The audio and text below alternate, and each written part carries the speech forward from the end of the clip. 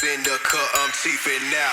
Go fast, don't go slow. Hit the gas, watch me go. Just sit back and out our shirt on Teespring. Hey folks, what's going on, little world? Little curious not to know. Today I talk about this movie. It is a supernatural horror. The name of this film is The Boogeyman, that came out in 2023, directed by Rob Savage. The story comes from 1973 short story from Stephen King with the same name. In the movie, you got a family. Unfortunately, the mom died. At this time in their lives, they're trying to start a new life without her. Father, who is a shrink himself, cannot really deal with the death, so he has his kids talk to other shrinks about the problems they're having to deal with their mother's death.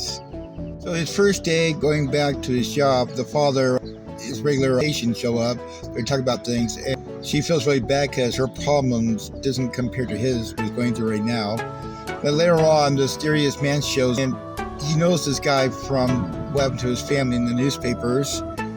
And he kind of freaks out. He gets excused to leave the room.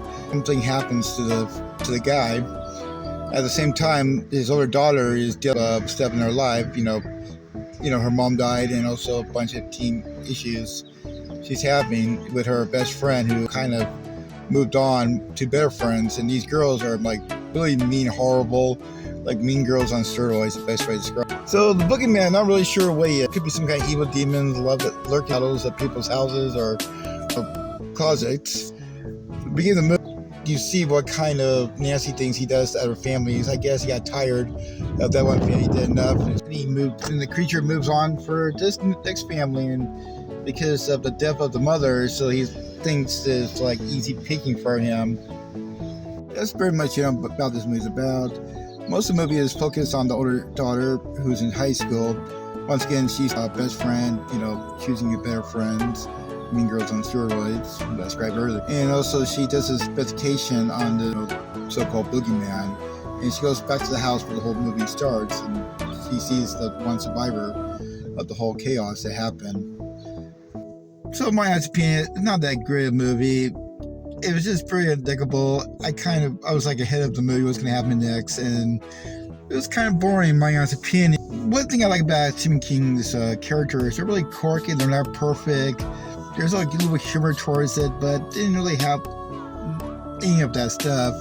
I think it's one of the worst Stephen King adapted films that I've seen, I mean, if a movie you want to watch for your kids, I guess it's a decent movie, but there's nothing good about this movie. Durable, boring, dull.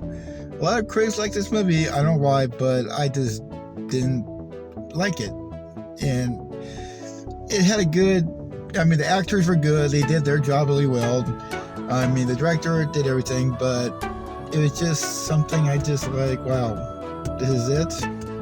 Someone's talented who created this movie didn't really do a good job making this movie like adorable or anything like that.